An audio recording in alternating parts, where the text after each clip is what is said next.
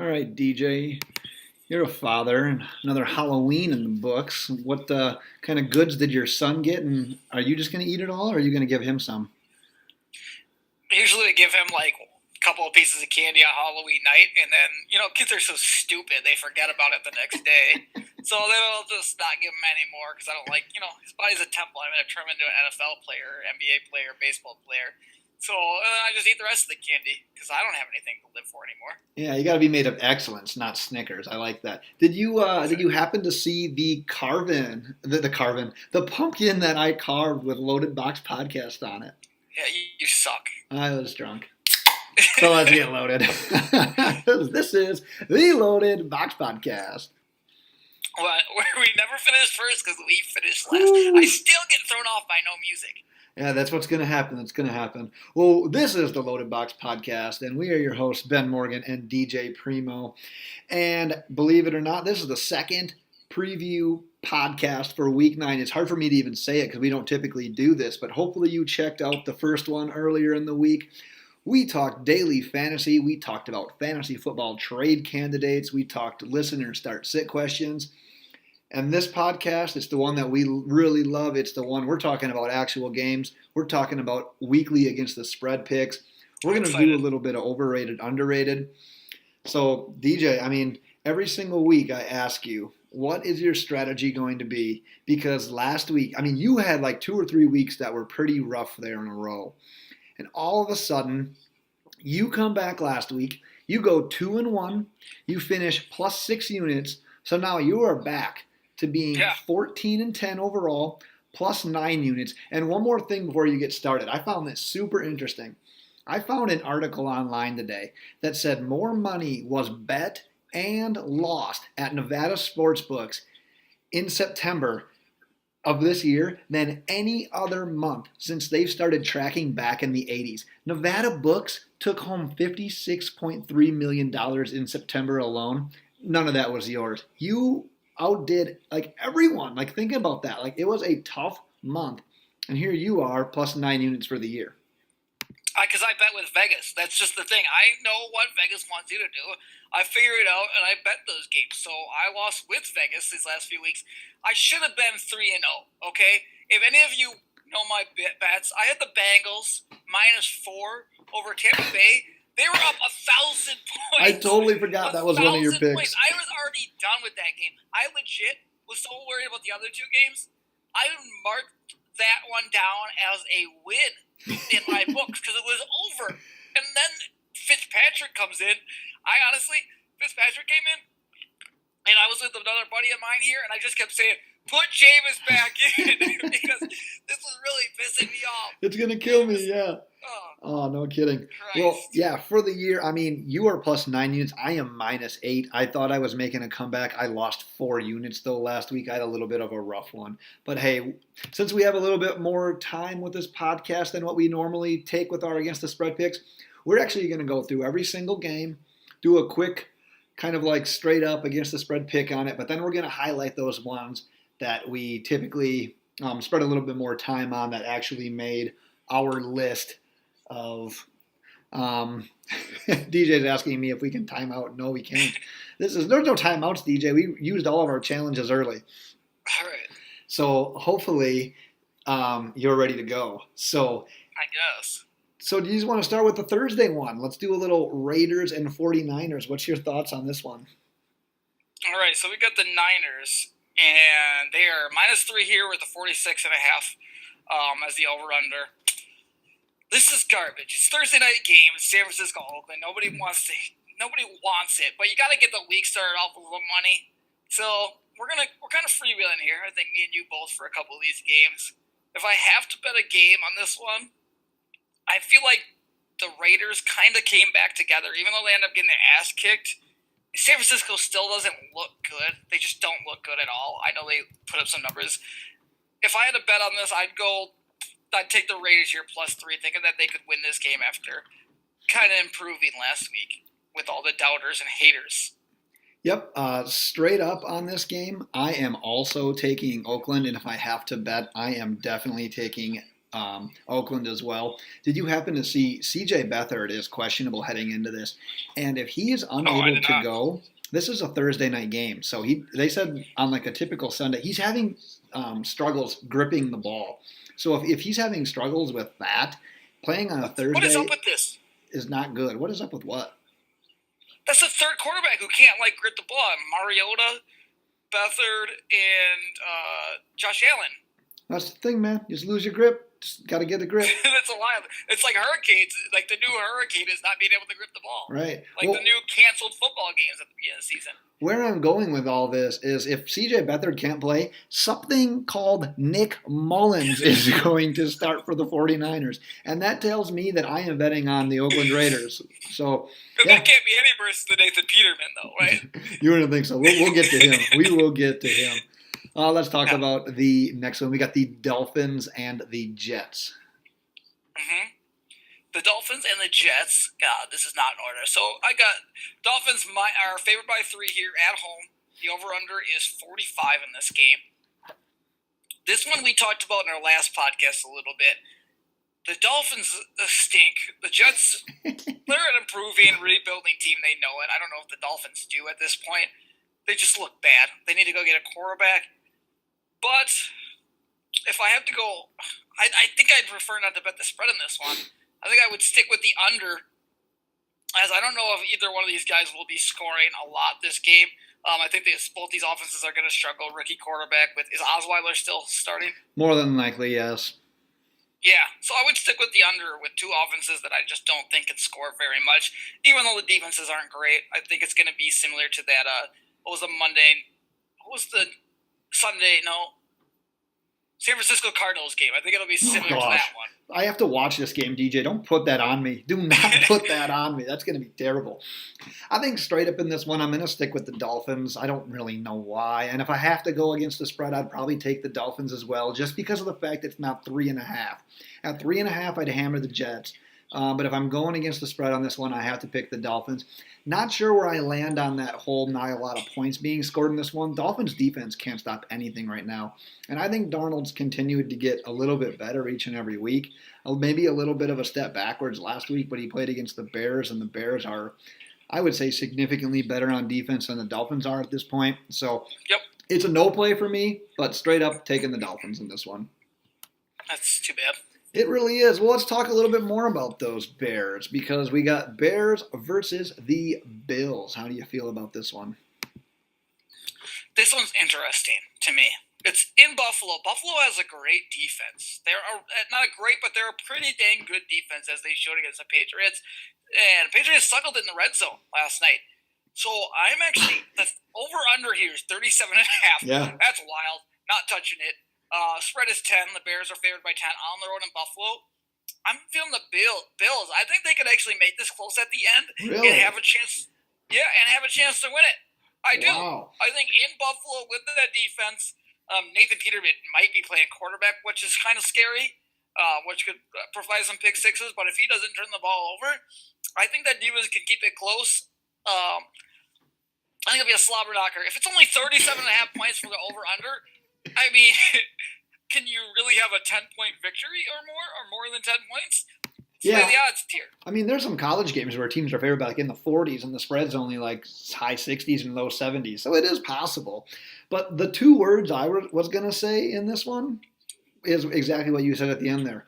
Nathan Peterman. Straight up, I'm definitely taking the Bears.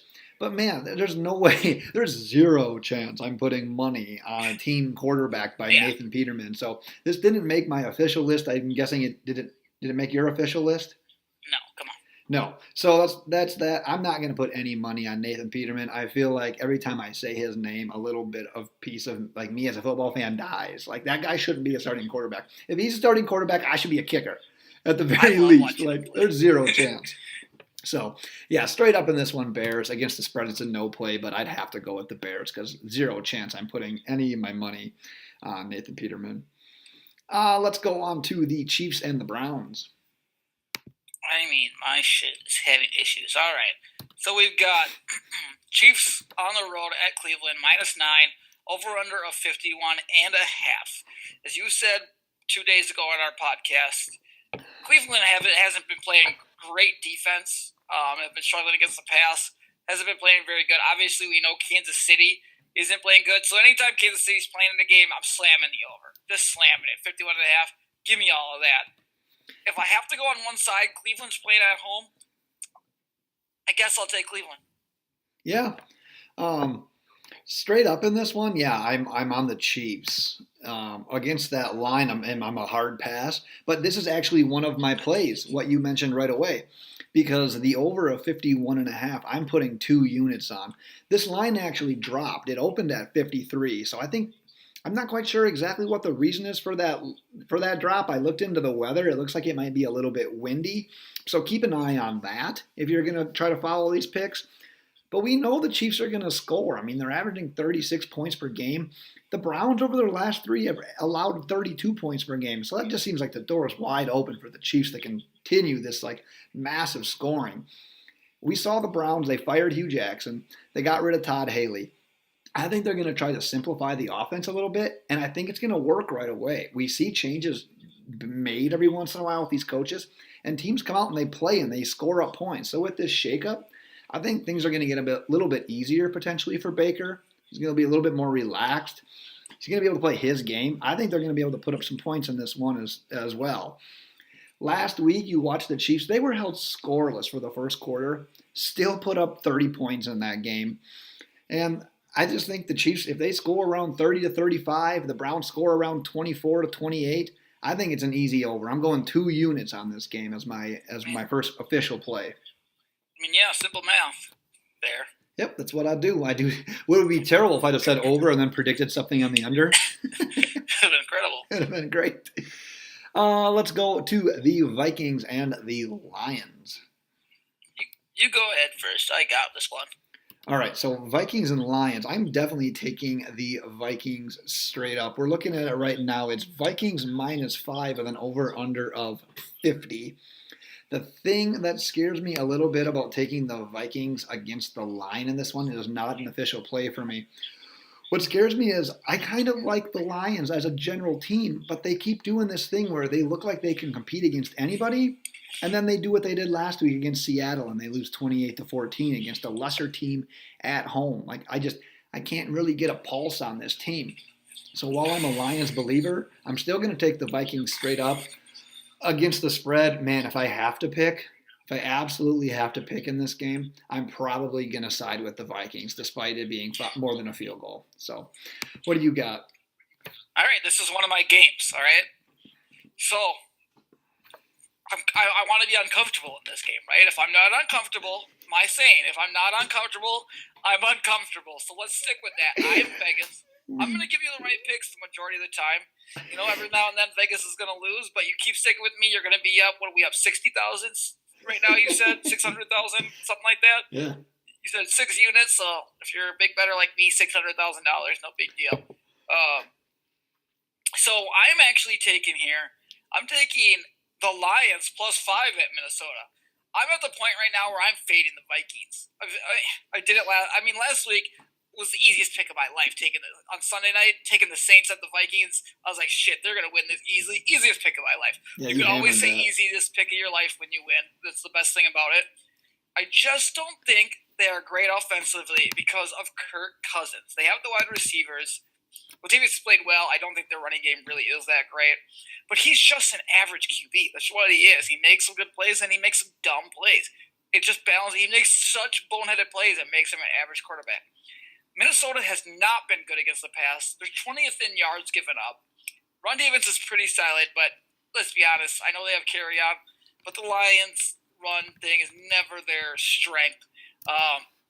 Stanford's going to have to throw to win. It's a division rivalry. I think that's when he performs his best against these rivals. I know it's on the road, but they're inside, so it's in a dome. I'm only putting 1 unit on this, but I like the Lions +5. One other thing, too, I'm just looking real quick, and obviously Xavier Rhodes was out for the Vikings on Sunday night. His status is still in the air when we're recording this right now, so we aren't really exactly sure how that is. But if he's out, yeah, that pass defense takes a little bit of a step back. They lost Mike Hughes, their rookie, who was having a pretty solid year as well already. So that secondary is getting thin very quick. So I guess I see where you're picking on that. It's not one of my against the spread picks, so I don't really care. But straight up, I'm going to go with the Vikings, but I see your theory on it. Let's talk Falcons and the Redskins. Oh, the Redskis. Redskis. All right, what do we got here? Let me searching away. Oh, so we got this game. Atlanta is at Washington. Washington, with their defense, is 2-point favorites. The over-under is 47 in this game. This is tough for me because Washington's such a weird team, but they play great at home on their shitty field. What is that? Every time you watch a game there, that field just looks like it went through a hurricane. I don't know. I don't get it. It rains a lot there, I guess.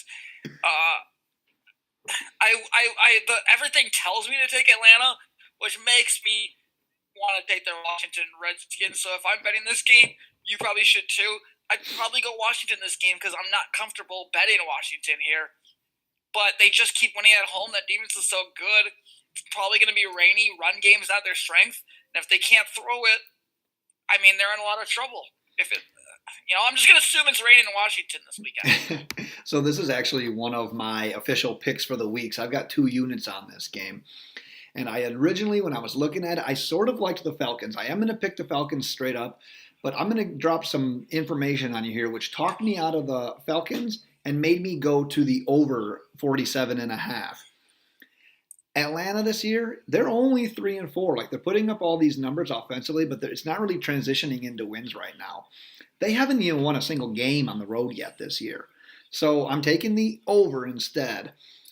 They are averaging 27 points per game. They're one of the few teams that are allowing over 30 points per game this year, so they are really giving it up.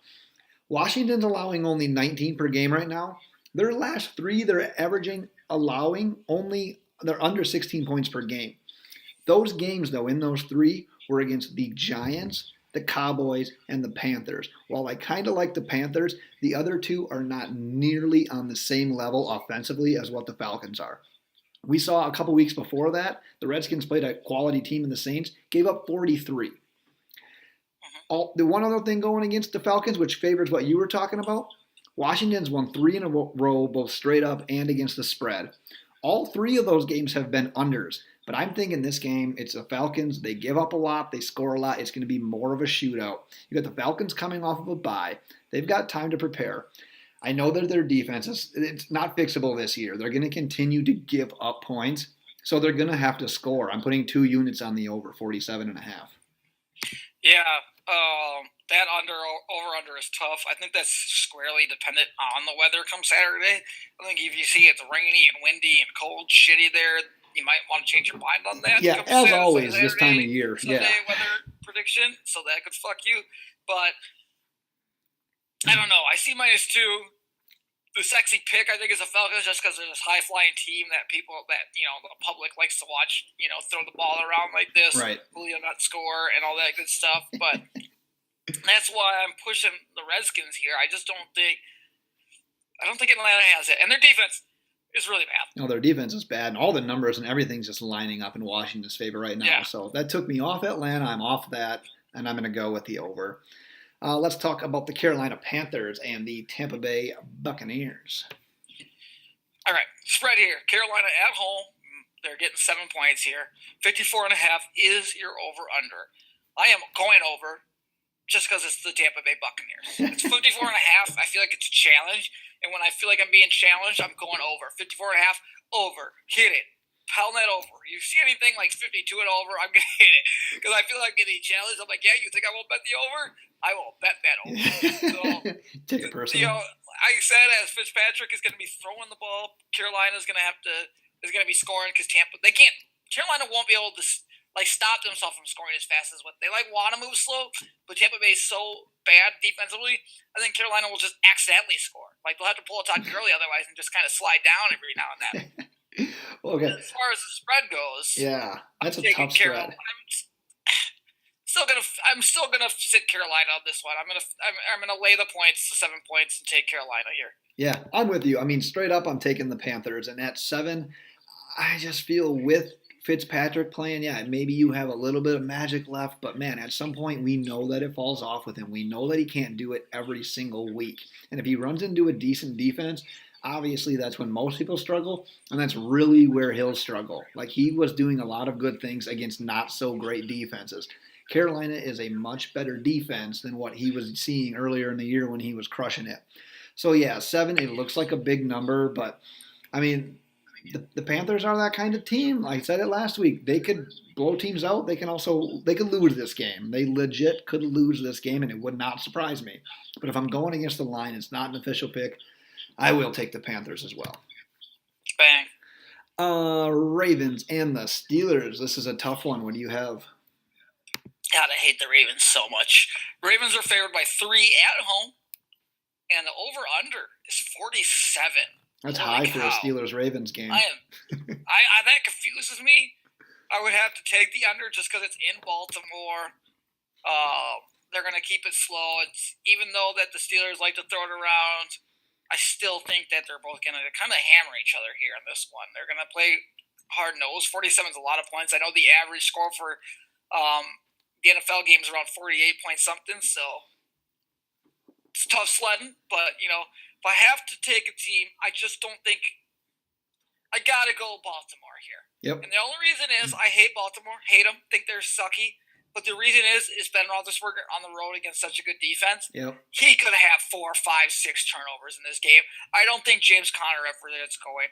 Fantasy day rough for all the Steelers offense. It's gonna be like 17-8 or something like that. 17-7. The Baltimore Ravens win. I have to take Baltimore. I don't like it. I hate it. That's why I'm taking Baltimore. It's on the side of Vegas. It's a defense that wants to get back on track as well because they just gave up a ton of points to the Panthers. Yeah. So, yeah, I mean, you're talking about a good defense and a pissed off defense at this point. So, when I went through these, I picked them all straight up without looking at the spreads, and I actually picked the Ravens in this game, thinking that the Steelers may be favored. So when I see the Ravens by anything less than 3.5, if I'm picking them to win straight up, I would probably take them against the line as well. Not one of my my documented plays, we'll call them, but yeah, at only 3, my money would be on the Ravens.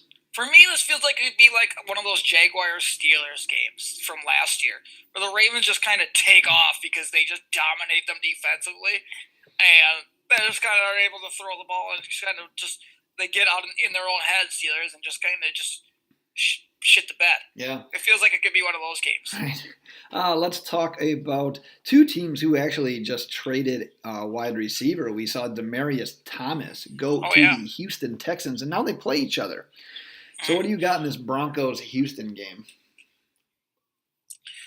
I hate this game. I'm gonna be honest with you. When I saw Pick'em, I was like, "Yep, that makes sense." It's like I don't know who to take. Right. If I have to take a side here, I'm taking Denver. Denver can get to the Deshaun Watson, pressure him. I think Watson stinks, and now that they're going to be facing another team that actually can put pressure on him. When he's got pressure on him, he panics. He makes bad throws. He makes bad decisions. They'll have to get Lamar Miller involved in order to have a chance. I don't think they will. I think Denver wins this game. I'm taking Denver in this one. At home, I got to favor the whole team here. Yeah, this was another one where obviously I was just going through them, and yeah, I was like, wow, which team am I going to take? So yeah, it's kind of funny that it's a straight up pick 'em in this game. So yeah, I am with you. I'm going to go with the Broncos. I'm just looking at it real quick because I thought maybe Denver was one of those teams that played better at home versus the road, and they do. They're 2-2. They're only 1-3 on the road. And you look at the Texans, they're 2-2. I thought they were worse on the road, but they're not. They're actually leading that division by like 2.5 games right now, which is kind of unbelievable to me. For now. Yeah, kind of for now, but man, they're starting to turn the corner a little bit. I'm not a huge fan of this game one way or the other. Straight up, I'm going to take Denver, but it's definitely not going to make my list of games I'm betting on. Knowing my brain, I'm going to have to bet on this game because if I do see a pick 'em, I'm like, oh, I can choose who wins. It's 50-50, right? You give me a pick 'em, I can choose who wins this game easy. Yeah. Let's talk about the Seahawks and the Chargers. All right. This one is one of my card games here. I'm playing this game. This is one of my games I really like here. As a matter of fact, I'm giving you 5, yes, I said it, 5 units on this game. It's in Seattle. I don't give a shit. I'm taking the Chargers plus 1.5 here. at Seattle. I don't know what the over-under is. I don't care because this is what I'm taking. I'm still doubting the Seahawks because of everything I said a couple of days ago on our last podcast. I just don't like anything about them.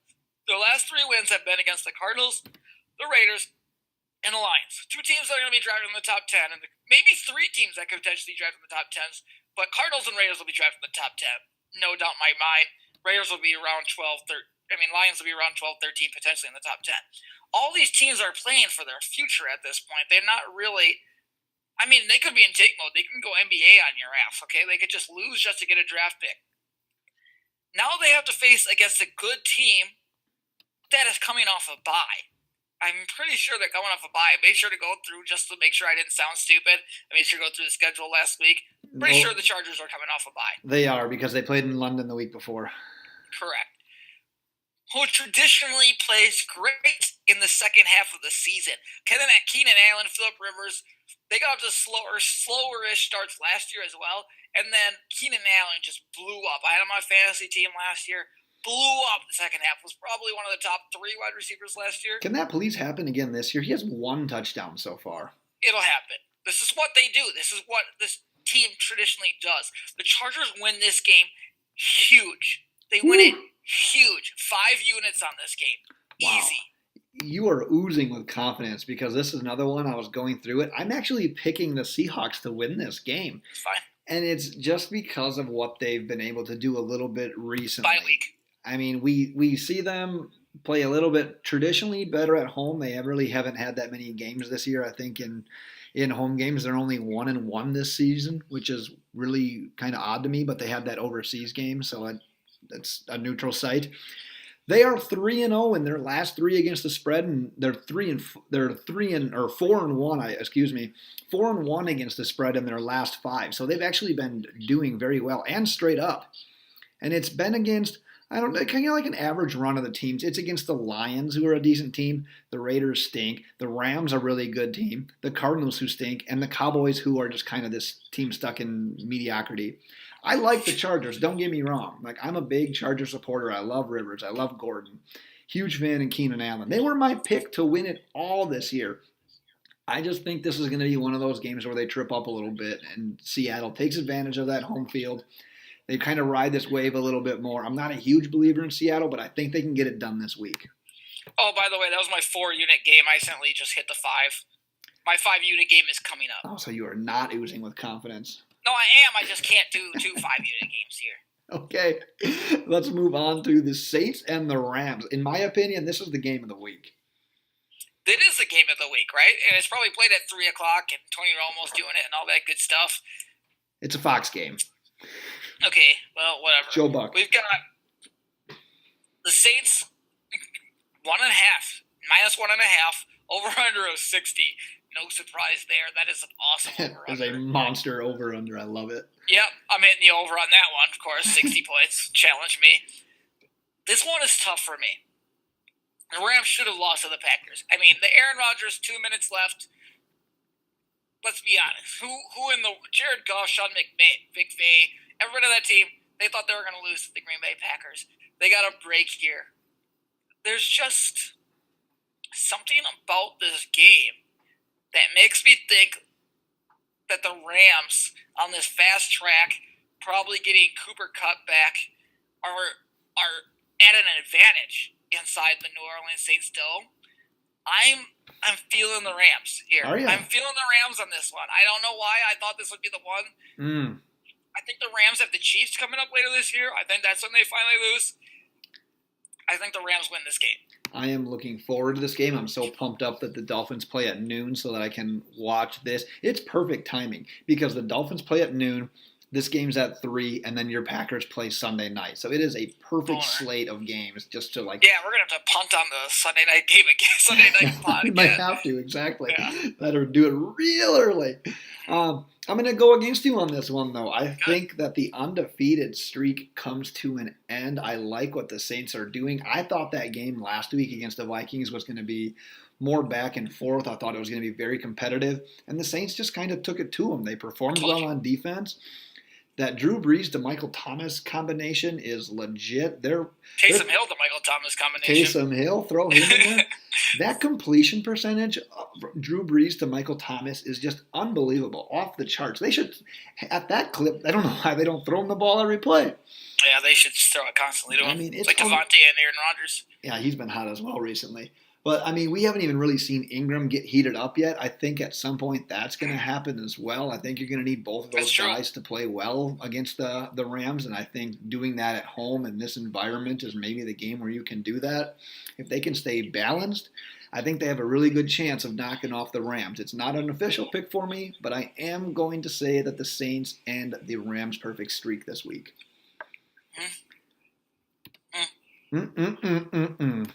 Alrighty. Well, I think we both want to talk about this next game because it's Patriots versus the Green Bay Packers. Look, this game right here is my big time bet. I didn't even put notes on this. All I put for my notes is 5 units because that's how confident I am. Number 1, talking about the Packers and talking about the Patriots. Number 2, that we're going to win this game. We came off this disappointing loss where Aaron Rodgers would have had 2 minutes and 5 seconds. Everybody and their mom in America is like, oh, Rodgers is going to go down, get it to the 20-yard line, then sit on it, win this game. And then Ty Montgomery, who gets traded onto the team, fumbles it away like the selfish little prick he is. I'm going to do me. He's going to do him.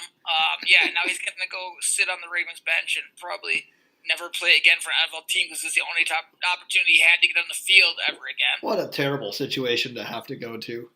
Yeah, terrible situation. But look, I know everybody's going to be on New England at home, -5.5. Crazy talk. Rodgers has beat Tom Brady. He's 1-0 against the Patriots and Tom Brady.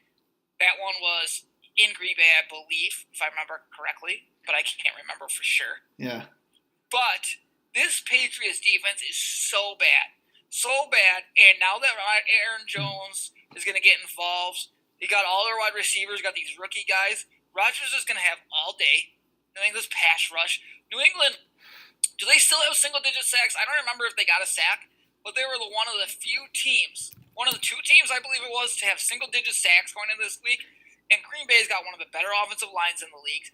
Rodgers is going to have all day back there with Devontae, Geronimo, Cobb, and his 2 rookies with Marquez, Valdez-Scantling, and ESB, the way he's playing, to pick them apart. And if that defense, I know they lost plays like they did, I know the Patriots are frustrated with wide receivers. Green Bay is pissed off. Aaron Rodgers is pissed off. Everybody's pissed off. They don't lose 2 games in a row. They're going to New England, and they're winning this game. They're winning this game. And I'm not even going to be worried about it. New England must have got a couple of sacks against the Bills on Monday night because they now have 12 on the year, but it's only 29th best in the entire league. And if you're new to the NFL only has 32 teams. So they had 3 sacks. Right. Because they were at 9. So you were like on record in the past. As a Green Bay Packers fan, you don't hardly ever bet on your team. Is this maybe a desperation play that you just feel like, hey, they're in for a revenge game? I want to get a little bit of profit in this revenge game. Are you a little nervous that you're betting with your heart? No, because the Patriots don't play NFC teams. Best division, or best conference in the league. And now they have to go up and face this defense who's now confident with one of the best cornerbacks there is in Jair Alexander. I don't know how many people probably watched it, not a lot. Jair Alexander is a beast. Like, he shut down Brandon Cooks. He shut down Robert Woods. Like, whoever he was on, he shut them down. The whole defense looked incredible. The front 2 guys and Clark and Mike Daniels, everybody looks good. I don't know if Sony Michel is going to be healthy. If he's not, that could be more trouble. The only person I am semi-worried about, one person, James White. That is it. The one guy. I'm not worried about Josh Gordon. Yeah. I'm not worried about Julian Edelman. I'm worried about James White. The one issue you might run into there with Jair Alexander playing against New England is that game. He looked good against the Rams, but he seemed a little handsy. Seemed a little grabby. And if you're doing that against the Tom Brady and the Patriots at Foxborough, you might get a few more flags here and there. I'm just giving you a warning. I don't want you to get too mad Sunday night. All right, so it already came down a point. I know. I saw that. I want to first and foremost tell everybody to, if you didn't plan on watching this game, make sure you do so. In like 5 to 10 years, this is going to be a real life debate. This is like MJ and Jordan. You're going to be saying which is the better quarterback, Tom Brady or Aaron MJ and Rodgers? Jordan. Yeah, I wonder who's better, MJ or Jordan. Is that what I said? Yep. Bushlight.com. Usually. All right, MJ and LeBron. You know what I meant. But you're going to want to watch this game. Not saying that the winner of this is like the end all be all, better of the two, but you're getting to watch two great, all time greats, masters of their position, get to face off head to head, primetime game at Foxborough. Like, this is a perfect opportunity to just watch great football. And believe it or not, this is my third and final game that I'm betting on as well. I'm doing two overs. I wanted to bet the over in this one and couldn't pull the trigger. I'm actually going to side with you. I'm doing less units. You're going 5 units. I'm going to keep it at even 2 units on all my plays this week. That over-under just scares me too much. The Packers, yeah, they historically start slow, but is it this slow? I mean, they're 3-3-1. The Chicago Bears and the Detroit Lions, okay, we know the Vikings are all right. They're going to be there when it's all said and done. They're going to be in the mix. The Bears and Lions are doing enough right now to just hang in that conversation as well. The Packers legit need to start getting wins. Yeah. Now look at the Patriots. They're 6-2. The Dolphins started out 3-0. Since then, the Dolphins have proven that the 3-0 start was a fluke. There is no one in the East that is going to challenge the Patriots. So while I'm not saying the Patriots are going to fold over and say this game doesn't mean anything, it is such a bigger game to Green Bay to get this done on the road than it is for New England at this point. I don't like the idea of playing in Foxborough ever. I definitely don't like the idea of doing it in prime time. But we've seen the Chiefs a couple of years go in there and take care of them.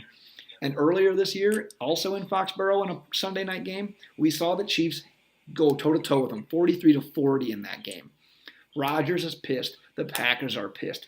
Ty Montgomery's in Baltimore. You don't need to worry about that anymore. If anybody is out there that can beat Tom Brady in New England, it's your boy. It's number 12. It's Aaron Rodgers. I am taking the Packers. I don't know straight up. That's a little too much for me. But getting almost a touchdown, getting 5.5 in this game, I'm with you. 2 units for me. Dude, and the other thing is, who's the more desperate team in this game? I think that's what all I just said, yeah. Yeah, they're desperate. I mean, I say desperate because they're 3-3-1. Obviously, they can go on a run at any point in the season. That's just what Aaron Rodgers has the ability to do. But they need to go out there and they need to put up a big win against a big team because they let one stupidly slip through their hands. Yeah, on the road against the best team. Stupidly slipped through their hands in LA. And I know you're saying New England. Tom Brady wants to beat Aaron Rodgers more than anybody wants to beat a person. Because the last time they lost to him, Tom Brady, I've never seen him act the way he acted at the end of that game with the last minute, screaming into his helmet, just screaming the F-bomb as loud as he could at the end of that game into his helmet because Aaron Rodgers beat him. He wanted that game because, that's the person he wants to beat. He wants to beat the best player in the league. He's admitted he's the best quarterback. He has said that if Rodgers was in New England, he would have 7 Super Bowls. He said he's a more skilled quarterback than there. But he is a competitor, and he knows, Belichick knows, you're going up against Aaron Rodgers. They are not going to take this game lightly. I just think Aaron Rodgers gets to pick apart a defense. I'd be surprised if they punt this game. I really would. Unless they get penalties, I would be surprised if the Packers punt this game. This defense can't stop this offense. I just don't think they can. I'm just hoping for a repeat of that Chiefs-Patriots game because, I mean, if it's 43-40 at the end of the day, it's going to be a great game. My Sunday is going to progress because I'm going to watch the terrible – It's a great Sunday. I'm going to watch the worst game of the week in the Dolphins and the Jets. I'm going to witness that for 3 hours of pain. And then I get to move on to that Saints-Rams game as my appetizer for that grand finale, the one that I'm betting on with the Patriots and Packers. So I'm just pretty much pumped in general for a Sunday. And we have one game left to talk. Oh, go ahead. It's just a great weekend of football. So I know we're not a college football show, but we've got Georgia, Kentucky. We've got West Virginia, Texas. We've got Penn State, Michigan. And at the night game, we have, and if you don't watch college football, you probably should be. But if you don't, you're probably still watching this game. You got Alabama, LSU at 7 o'clock. Yep. In LSU. And then you got this slate of games with the Rams and the Saints, the Packers, and the Patriots. it's there's the Broncos versus the Texans, which is just a story in itself. The Chargers coming out the bye. There's so many good games in this week. It's exciting. If you have plans for this weekend, it is the ultimate time to fake an injury, fake an illness, do anything you can to make sure that you and your couch become one. Pittsburgh versus the Ravens. Yeah, that's something. It's out there. I mean, they're the top two teams in the AFC North. It's like one game that everybody wants to watch. It's just ridiculous. And then the Cowboys, the Titans, to fall off. I was going to say, we just went all in. We're both betting on that Sunday night game, and now we have one game left on the slate. It's the Cowboys and the Titans. I'm going to take the Cowboys straight up in that game, but, man, I couldn't be – after you talked about how great Saturday's going to be and how great Sunday's going to be, and then you just have this hangover on Monday. That's what I'm chalking it up as. So I don't care about that game against the spread. I really don't care about that game in general. Maybe some fantasy purposes at the very end. I don't have any of those guys, so it doesn't matter to me. Yeah. Straight up, I'm taking the Cowboys. Yeah, I actually don't have a single guy in either one of these teams either, just because I wasn't in position to get Zeke Elliott, and the rest of the people I just don't want, period. What about Corey Davis? Oh, I do have Corey Davis, but he's not playing. He's not playing in my lineup at this point. So, I mean, he'll go off for like 12 receptions and 80 yards out of nowhere in a PPR, which would be nice, but I don't know what to do in this game. Honestly, the 6.5 seems crazy. So when I see, again, my thought process, 6.5 seems way too high. Yep. So I'm taking the Dallas Cowboys. just because Cowboys of football? are favored by 6.5. It doesn't make sense to me. You're betting on football. What? You're betting on football happening. It doesn't make sense, so go with it. Yeah, just go with it. Doesn't make sense. Over under. I mean, it's got to go under, right? Gosh, I'd hope so. I would assume so. That's 13-7 written all over it. Exactly. Before we move on, let's talk real quick about Pristine Auction, because they have daily auctions packed with tons of stuff for the man cave. They guarantee their items. They all come with certificates of authenticity from only the trusted sources. It's affordable. A lot of people don't think that you can afford these pieces of signed memorabilia, but trust me, you can. It's quick and free and easy to register. You only pay when you win your auctions. When you register, make sure you mention the Loaded Box podcast in the How Did You Hear About Us section. Like I said, Pristine is a great sponsor of this show. We are going to be announcing our next giveaway that they are sponsoring very soon, probably on our next podcast. I am just waiting on one quick thing, and we should be good to go with them. So make sure you're checking us out on Twitter at Loaded Box. Make sure you head over to pristineauction.com, get some stuff for the man cave. Yeah, DJ, that's all I've got for Pristine Auction, but I think the next thing on our to-do list, so you got through all your against the spread picks, right? DJ? I think we lost DJ. I think he hit his mute button. I'm still here. Sorry, I hit my mute button. Yeah, I got through all mine. All right, so you're through all of yours. I'm through all of mine. We hit up some listener questions on the last one. So what I want to do now is we'll carry on the tradition of our overrated, underrated segment for the week. Oh, here we go. The first overrated, I want to say an overrated is significant others' birthdays. I mean, honestly, at that point, what are you supposed to get them? How do you keep the gift a secret? If you have combined bank accounts, not only can you not keep it a secret because they can see the statements, but it's almost like if it's combined, they're kind of paying partially for their gift. Like, what's the point of significant others' birthdays anymore? Like, it's super overrated. Just punt on birthdays. You don't need to get anything. I mean, honestly, I'm putting that Valentine's Day, birthdays, holiday presents. I don't like them. I'll buy them for my kid, but like, it's a fight for me every time. My wife is so into fucking birthday, and I'm just like, I honestly made her promise this year because her mom and her family are so dumb about birthdays. I said, no, your mom does not come over. I don't want her here. It's my birthday. I don't want streamers on the ceiling. I don't want anything. Fuck that. You can give me my little present, but I don't want anything. Right. That's it. Right. Just don't do it. I'm done with I hate it. They're overrated. Facts. Yep, I'm with you. My underrated for the week is, all right, hear me out. I don't know if a lot of you believe me on this one, but I'm here to tell you that leftover reheated pasta is so underrated. It is actually better than the first day you have it. I'm talking spaghetti, I'm talking lasagna. The next day when you reheat that, it is so underrated. It is better than the first time you have it. And I will go to war with anyone who Yeah. says differently. You know what's the funniest thing is I say this all the time, and my wife would vouch for me saying this. I'd rather have next day spaghetti than the day that it's made. 100%. I like it drier. Is that what it is? Is it a little bit drier? Yeah, Like, what is it it that is. does it? It's more meat. It's less sauce, I think. That's what it is. We're meat Yeah. eaters. We're literally freaking just carnivores over here. Yeah, so I gotta rush through by because I'm gonna get yelled at pretty soon. I can already tell. I can hear my kid crying. So, two things. I have both overrated. Number one, when people use the term, and I know you haven't heard this team's a wagon or this person's a wagon, to describe them being a really good team. It's like I heard somebody say, I listened to a couple podcasts. It's like the Patriots are a wagon. Or the Chiefs are a wagon. I don't even get what that means. But I know that they're describing them being really good. But I don't know where the term wagon comes from. Stop using it.